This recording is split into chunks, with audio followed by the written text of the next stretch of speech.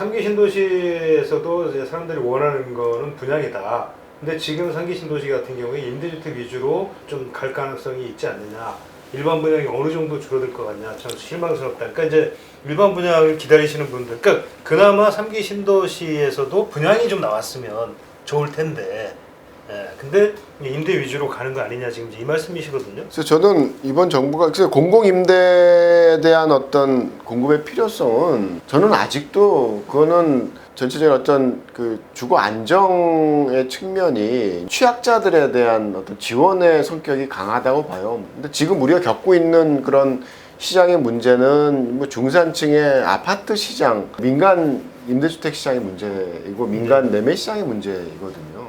공공임대주택을 아무리 지어도 사실은 민간 매매시장이나 민간 임대주택 시장이 안정된다는 보장이 사실은 없어요. 공공임대를 아무리 들려도. 네네. 이게 이제 대표적으로 뭐 7, 80%를 차지하는 싱가포르의 경우에도 공공임대주택 시장은 안정적인 수준에서 물론 뭐 질적인 부분에 많은 뭐 논란이 있지만 공급을 하지만 나머지 민간 임대주택 시장이나 민간 매매 시장은 엄청나게 비싸거든요. 지금은 중앙정부에서 많이 컨트롤하지만 홍도 마찬가지로 거의 30%가 공공임대주택이에요.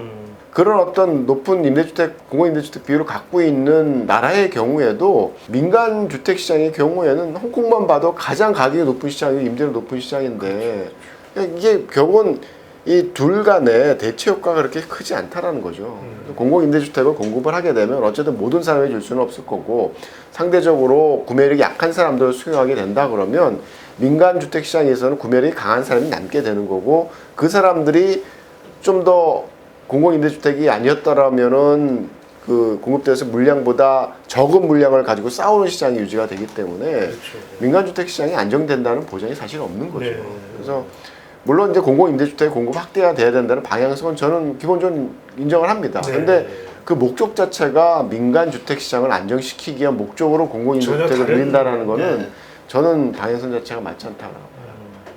그래서 저는 3기 신도시도 어쨌든 사람들이 원하는 게 분양주택이고 또 민간주택 시장의 문제라 그러면 사실은 공공임대에 대한 공급 물량에 대한 부분은 조금 다른 방향으로 풀어야 된다고 생각을 합니다. 그러면 좀 분양 물량을 조금 더 뭐 예를 들면 뭐 한 7대3 정도로 그러니까 좀 분양 물량을 조금 더 늘리고 그 비중을 조금 늘리면 3기 신도시도 조금 더 어떤 개발하는 효과가 공급의 효과가 조금 더 나지 않을까 이런 생각도 좀. 뭐 활대가 되겠죠. 활대가 되겠죠. 근데 뭐 3기 신도시 자체 3기 신도시는 이번 정부 게 아니라 다음 정부 거라고 생각을 해요. 실질적으로 개발을 해나가는. 그러니까 이게 뭐 사실은 지금 정부가 공급에 대한 어떤 드라이브를 초기부터 그 만들지 못하고 중반에 뭐 어영부영 밀려가지고 지금 공급 대책을 만들어냈는데 효과는 이 정부 내에 보여야 되고 막 이러니까. 그렇죠. 아무래도 이제 그런 부담 때문에 사실은 처음부터 공급 대책이 나오기 좀 어려웠지 않을까라는 생각이 들긴 하거든요. 그래서 뭐 최근에 뭐 11, 14 대책인가 하여튼 전월세 대책에 나온 부분도 보면 어마한 뭐 공공 전세 뭐 바로 이제 물량 따져보면 뭐 실제로 뭐 얘기했던 거에 한 뭐 5분의 1이나 대가 말까한 그런 서울시만 가지면 더 적고 뭐 이런 그 이 발등에 불 떨어져 가지고 어떻게든지 해결하고자 하는 무리수를 막 두는 상황들이 이제 발생을 하고 예비 청약 같은 것도 마찬가지로 생각하면 예비 청약이 시장 안정 효과를 낼까 아니면 훨씬 더 전월 시장의 불안 효과를 만들어낼까 사전 청약 낼까에 대한 전 후자가 더 만들어낼 수 있는 부작용이라고 생각을 하거든요. 오히려 전월세 시장에. 그렇죠. 이게 뭐 재고주택 시장에서 기존 주택 시장에서 좀 소비를 조정하고 이런 사람들 굉장히 묶어두는 장기간 그런 효과를 발생을 시켜서 이 시장 자체가 총량으로 보는 게 아니라 주택 시장이 굉장히 종적이에요. 그러니까 소비의 조정이 지속적으로 발생을 해야 되고 결국은 전체 주택에 있어서 한 20, 30%는 매년 주거 이동이 발생을 하면서 주거 소비의 조정이 원활하게 이루어지는 게 주택 시장의 그러니까 뭐 전세에서 뭐 매매로 좀 이동을 해주고 월세에서 전세로 이동을 해주고 뭐 이게 좀 순환이 좀 돼야 된다는 말씀이시죠? 그렇죠. 그런 과정 하에서 이 주택 시장의 원활한 소비 조정과 효율성이 달성이 되는 거라서 예를 들어서 우리가 뭐 40평짜리 아파트를 분양을 받으면 그 사람만 소비 조정을 하는 게 아니라 그 사람은 30평 아파트에 살다가 40평으로 가서 10평도 소비를 하는 거고 그 기존에 살고 있던 30평 아파트에 들어오는 사람 또 25평 다세주택에서 이사를 하기 때문에 이 조정이 돼서 주거이동의 소비 과정을 통해서 40평 아파트가 한 10몇 세대 소비 조정을 만들어내는 게 주택시장이거든요. 전세적으로. 그렇죠. 그러니까 초기에 신규 아파트를 받는 사람의 문제로만 주택시장을 보면 안 돼요. 네. 이제 그런 것들이 이제 원활하게 이루어지지 않으면 시장에 있어서 굉장히 그 비합리적인 또 비효율성이 발생하는 그런 상황을 만들어내는 거죠. 어찌됐건 공급 대책 관련해서 이제 최근에 변창흠 이제 국토부 장관이 이제 새로 취임을 하시면서 뭐 취임 일성이라고 해야 될까? 예, 거기에 나왔던 것 중에 보면 이제 주택 공급 방안은 많다. 뭐 그렇게 얘기를 하셨어요. 그러면서 이제 공공 자가주택 얘기도 하시고 그 중에서 이제 또 대표적으로 했던 게 이 역세권의 고밀도 개발을 좀 허용을 해줄 경우에 그렇게 되면은 주택 공급을 획기적으로 좀 늘릴 수가 있다. 네, 이제 이런 말씀을 좀 하셨단 말이죠. 그래서 지금 뭐 그런 얘기들이 많이 나오죠. 지금 뭐 역세권의 그 현재의 이제 평균적인 어떤 용적률이 한 150, 60 정도가 되는데 이거 뭐 300 이상으로 대폭, 뭐 700 얘기도 나오고 막 하던데 그 대폭적으로 2배, 3배 이상 올려서 주택 공급을 좀 늘려보겠다. 뭐 이런 얘기가 나오고 있거든요. 이미 지금 서울 시내 문제가 지금 근데 벌써 부작용이 나타나고 있더라고요. 제가 좀 들어보니까 땅값이 벌써 지금 들썩들썩 하고 있더라고요. 이게 과연 정말 효과가 있는 건지 뭐 어떨지. 어떻게 보면 시장에서 그렇지 않았더라면 그냥 자연스럽게 벌어졌을 공급에 대한 개발에 대한 선택들이 있는데 예. 이제 그걸 놔두고 딴 걸 안 되는 걸 자꾸 만들겠다라고 이제 하니까 생기는 부작용이거든요. 역세권 고밀 개발 같은 경우도 아니 벌써 시장에 압력이 있어서 벌써 됐죠. 역세권 고밀 개발에 대한 어떤 방향성이 제시된 건 2000년대 초반이거든요. 2005년대 오래됐네요. 벌써. 네, 오래됐습니다. 주거 지역을 개발하는 것과 상업 활동이 강한 곳을 개발하는 건 굉장히 큰 차이가 있어요. 예. 그러니까 주거는 말 그대로 내가 여기가 아니라 딴 데 살 수 있는 상황이 되는데 상업 활동의 경우에는 내가 여기가 아니면 내 생존권이 위협받는 그런 상황도 발생할 수가 있거든요. 이 역세권이 갖고 있는 기본적인 그런 구도가 훨씬 더 이해관계가 첨예하게 이제 대립되는 구도라서 이제 그걸 넘어서서 어떻게 그 개발을 만들어낼지에 대한 기본적인 의문이 있는 거고 기본적으로 재개발입니다. 뭐 말이 고밀 역세권 개발이지 결국 기존 그 건물들 허물고 재건축 재개발해야 되는데 뭐 다른 기존에 있는 재개발 재건축과 다른 게 뭐가 있겠어요. 결국 이제 똑같은데 이해관계가 더 복잡한 그런 이제 대상지인 거고 이제 그렇죠. 그러다 보면 지금 제시되고 있는 뭐 1차 역세권의 범위를 500m로 확대한다라는 거는 그거는 저는 좀 조심스러운 게 서울시의 역세권 역 간격이 1km 이내인 데가 많아요. 뭐 저쪽 서울의 구릉지나 외곽 빼고 나면 대부분의 지역들이 포함되는 거라서 그게 이제 역세권 고밀 개발이라는 게 갖는 의미는 사회적으로 이 자동차 사용에 따른 사회적인 비용, 뭐 혼잡 비용이라든가 환경 비용이라든가 이런 걸 이제 줄일 수 있는 이제 공간 구조를 만들겠다라는 게 역세권의 고밀 개발 강도를 준다라는 어떤 기본적인 합리화의 그렇죠. 근거거든요. 근데 가까운 곳은 복잡해서 안 되고 먼 곳 막 이 프린지에 있는 역세권 개발만 이루어지면 우리가 원하는 그런 사람들로 하여금 대중교통 이용을 높이는 효과를 발생시키기보다는 여전히 자동차에 의존하는 그런 개발이 이루어질 수밖에 없는 거죠. 재건축이 결국은 해야 될 텐데 언제쯤 진행되는 것이 바람직하냐 이 얘기하고도 사실 저는 연관이 된다고 보는 게 그러니까 결국은 아까 말씀하신 것처럼 근본적인 도심 중심부에 꼭 필요한 개발 방식이 있는데 그걸 자꾸 외면하고 이제 엉뚱한 지금 정말 이제 지금 뭐 쉽다기보다는 이제 꼭 해야 될 방식이 있는데 그걸 지금 안 하니까 지금 문제가 되는 거 아니겠습니까? 시장에서 하겠다라는 데는 왜 이렇게 막고 안 하겠다는 데를 계속 막 하려 그러니까 안 줘도 되는 막 용적률 인센티브도 줘야 되고 그다음에 사회적인 비용이 가까운 곳에 살아서 사람들이 대중교통을 이용하게 만들겠다 그러는데 여전히 자동차에 의존하는 그 도시 구조를 또 조장하는 그런 구도로 이렇게 간다라는 게 결국 그런 시장에서 작동하지 않는 걸 작동하게 만들려고 하는 정책적인 선택들의 사회적인 비용이죠. 그냥 있는 그대로 흘러가게 놔두면 너도 나도 편한데 문제는 이제 그 초기에 발생하는 그런 가격 상승에 대한 아까 말씀하셨던 기제를 너도 나도 참 참기가 힘들어하는 그런 조바심이 있어서 그거를 좀 견뎌내야 된다라는 게 뭐 정책 선택자의 문제뿐만 아니라 뭐 언론도 마찬가지고 일반 시민들도 조금 좀 인내심이 필요한 그런 이슈라고 생각합니다. 지금 뭐 꼭 강남을 굳이 얘기하는 건 아니지만 좀 40년 된 아파트, 50년 된 아파트 이게 뭐 계속 막는다 그러면 60년, 70년 이렇게 갈 텐데 언제까지 막을 수는 없을 거고 언젠가는 이제 허용을 하게 될 텐데 물론 이제 이걸 이제 압력을 아까 말씀하신 것처럼 이제 그래서 예전에 이제 기억나는 게 이제 서울 시내 5개 저밀도 지구들을 저층 아파트 5군데를 이제 한꺼번에 재개발을 이제 재건축을 안 하고 이제 시차를 넣어서 이제 이렇게 순서적으로 개발하게끔. 그때가 시작이었어요. 예, 그때가 그게 시작이었어요. 이제 제가 이 부동산 기사를 처음 취재하고 했던 그 시절이었는데 그때 이제 그러면서 순차적으로 개발을 한 게 저는 지금에 와서 생각해 보면 상당히 좀 효과가 있었지 않느냐. 그렇게 생각하세요? 그러니까 뭐냐면 그 당시하고 지금을 비교해 보면서 어떤 좀 저희가 좀 참고할 만한 게 좀 있을지. 예. 돌이켜 보면 그 2002년 경이나 뭐 이랬을 텐데 시기 조정한다고 서울시에서 그렇죠. 했을 때 예, 제가 시기 조정이. 강남구 쪽에 관련된 용역을 하면서 이제 그 시장 효과에 대한 부분을 분석을 하는 작업을 했어요. 그래서 예. 이제 강남구청장 당시 권문영 맞습니다. 권문영 구청장. 예, 예. 그래서 진행을 하는데 이제 논리가 이게 재건축 아파트가 멸실이 발생을 하면 전세 가격이 엄청난 그 상승 압력을 만들어내니까 순차적으로 해야 된다라고 네. 이제 기본적인 논리는 그렇죠. 네. 그런데 그 시기가 지나가 보면은 굉장히 전세가가 떨어지는 시기였어요. 그 당시가? 그 시기 이후에 이제 멸실이 발생하고 막 이럴 때, 예.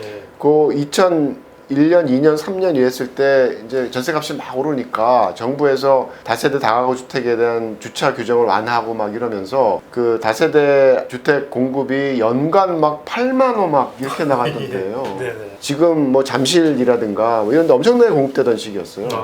잠실에 있는 그 석촌호수 주변에 예, 있는 예. 단독주택이 지금 많죠. 있죠. 예, 거기가 많죠. 다 이제 그 당시에 다세대 주택을 변하던 시기였거든요. 그 당시에 재건축을 밀었어야 돼요. 그때 공급 여력이 있어서 예. 사실은 어느 정도의 재건축에 따른 멸시 효과를 담아낼 수 있는 시장이었는데 재건축도 안 되는 상황에서 다세대 주택에 대한 공급이 굉장히 확대되는 구도가 발생을 하고 결국 전세가 안정되는 시기였거든요. 예. 시기 조정이라는 게 결과적으로는 공급되는 물량과의 관계 속에서 시기 조정이 돼야 된다라는 겁니다. 많이 공급이 되면 그 시점에 많이 풀 수도 있는 거죠. 근데 하다 보면 그게 안 되는 거예요. 그렇죠. 또. 그러니까 신규 공급에 대한 부분은 고려 대상이 아니에요. 예, 그 당시도 이만큼 공급되기 때문에 해도 된다라는 그런 논리가 있었는데 네. 이거 완전히 틀리다. 다세대 주택 시장하고 저층 아파트가 어디 같냐? 근데 대체 효과를 비교를 하면 3분의 1 정도가 돼요. 그러니까 다세대 한 3채 정도 공급되는 안정 효과가 아파트 한 채 멸시된 효과를 이제 대체하는 그런 구도가 됩니다. 완전한 대체성은 아니더라도. 어쨌든 물꼬를 터야지, 물꼬를 트고 2, 3년 뒤에 입주가 이루어질 시점에 또 다른 또 공급량이 많이 확대되는 그렇죠. 구도로 이렇게 서로 뭔가 상승되는 계속 이제, 그런 예. 구도가 돼야 되는데 시기 조정을 하게 되면 계속 위축되는 조정이고 계속 오히려 또 계속 묶여가지고 이제 네. 그리고 그 당시에 나타났던 현상이 결국 나눠먹기 게임이에요. 공급은 강남구, 뭐 잠실 이런 쪽에 이제 많아지는 상황인데 결국 왜 쟤네만 재건축해? 뭐 결공했던 게 뭐 강남구 하나 주면 뭐 강서구 하나 주고 막 이런 식으로 흘러가는 게임으로 가서 결과적으로 제가 보는 관점에서 그 시기에 이제 재건축에 대한 어떤 확대로 발생할 수 있었던 시장 안정 효과에 대한 부분을 충분히 누리지 못했기 때문에 이제 거기에 대한 부담을 계속 끌어오는 거죠. 아까도 이제 토지 가격 상승에 대한 부분이 말씀하셨지만 사실 가격을 상승할 때 그 힘이 공급으로 이어지는 성과를 만들어내야 돼요. 예. 그렇지 않으면 토지 가격만 상승시켜 놓고 그렇죠. 그냥 부담만 계속 끌어가는 거예요. 저희가 또 이 얘기를 한번 좀 해보고 싶어요. 아까 이제 앞서도 얘기했지만 이제 전월세 지금 이제 가격이 사실은 전세 시장이 특히 이제 지금 난리인데 굉장히 지금 불안불안 이미 지금 사실 위태위태한 상황인 것 같은데 어떨까요? 좀 올해 또 전월세 쪽이 지금 문제가 좀 될 것 같은데. 벌어지고 있는 현상이 이미 전세값 그 앙등이라는 게 앙등의 구도가 그러니까 말씀드린 게 1년에 전체 주택의 한 20-30%가 주거 이동을 발생을 시키거든요. 예. 사실은 그 연쇄고리가 뭐 1년에 보면 한 10개 정도가 이어져요. 뉴타운 지구에 새로 입주하는 사람들, 가구들의 이전 주소지 또 이전 주소에 들어오는 사람들 이걸 이제 다 조사를 해서 한 2년 동안 조사를 한 적이 있는데 뉴타운의 경우에. 예, 그러니까 공급 효과가 얼마나 우리가 얘기하는 이제 필터링 프로세스죠. 그러니까 이제 프로세스. 중산층 아파트가 공급이 되면 그 효과가 아까 얘기했던 것처럼 주거이동 연쇄고리를 통해서 다 나눠먹는 게임이 발생을 하고 예. 최종적으로는 저소득층의 주거 소비도 향상시키는 결과를 발생시킨다라는 게 이제 필터링 프로세스인데 그게 예. 정말 존재하는 이제 분석했던 작업인데 다시는 안 합니다. 이 하나가 막히게 되면 굉장히 연결고리가 끊긴다라는 거죠. 이 전월세 시장에 있어서의 안정의 문제도 지금 임대차 입법의 그 시행에 따른 전월세 시장의 그 동맥경화 현상이 굉장히 심각하다고 생각을 합니다. 생각보다 이제 우리나라의 전세 가격이라는 게 그렇게 표준화된 가격이 사실 없습니다. 실제 뭐 음아파트를 대상으로 하게 되면 음아파트의 평균적인 시세가 한 4억일 때 예. 어떤 사람은 한 3억도 안 받아요. 그렇죠. 어떤 사람은 뭐 4, 5억 받아요. 예, 예, 예. 그러니까 어떤 할아버지는 내가 뭐 그 빚인데 그거 내가 받아서 뭐해? 그러고서 안 올리는 사람도 있어요. 예. 이 전세 가격이 갖고 있는 성격이 굉장히 여러 가지 다층적인 그런 성격을 갖고 있기 때문에 예. 뭔가 표준화된 임대로 얘기가 될 수 없는 그런 성격이 기본적으로 있어요. 상승에 대한 편차라는 게 사실은 어떤 사람의 경우 굉장히 심각한 그런 괴리를 느낄 수 있고 예. 이제 그런 상황 속에서 이제 올라갔다 그러면 내가 오른 전세에 대해서 계속 부담을 느끼면 좀 외곽으로 나가서 뭐 저가 아파트라도 좀 구입하는 게 낫다라고 생각하는 사람들이 많았겠죠. 예. 근데 그런 사람들이 이제 만들어낸 최근에 있어서의 그 뭐 경기도라든가 뭐 강북 지역의 저가 아파트 예. 급등 현상이 결국은 이 전월세 상한제 도입과 무관하지 않다라고 생각을 합니다. 그리고 아까 말씀하신 것처럼 이제 뭐 사전 청약이나 이것도 결국은 또 전월세 시장에 또 악재가 될 거다.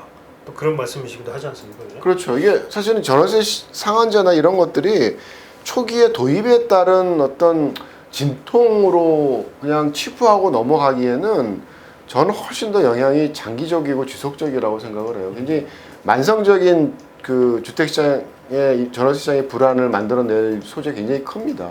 뭐 갑자기 2년 땅에서 자 이제는 전세로 이사가 그리고 2년 참고 있다가 모두 다 전세로 다시 또 이사가는 게 아니잖아요. 그렇죠. 시장에는 계속적으로 어떤 이유에 있어서 신규 계약을 해야 되는 사람들이 지속적으로 이제 발생을 하게 되고 지금 갱신하는 사람도 언젠가는 신규 그 주택으로 이사를 가야 되는데 임대인 입장에서는 이 신규 계약한 갱신이 끝난 사람들한테 재갱신을 할 생각은 없을 거라고. 그동안 못 받은 임대를 받으려고 하게 되니까 더 좀 걱정이 되는 부분은 이게 전월세 상한제가 이 종부세 강화 결합이 되었다는 거예요. 새로 지금 올해 2021년 새해도 시작이 됐고 올해 좀 정부의 정책, 부동산 정책이 좀 이런 방향으로 좀 바뀌었으면 좋겠다. 글쎄요, 이게 뭐 참 쉽지 않은 게 전월세 상한제 하고 나서 이거 다시 원위치해야 된다고 이제 얘기를 했던 어떤 한 분이 이 정부가 바꾸겠어요? 굉장히 순진하시네. 그런 얘기를 하더라고요.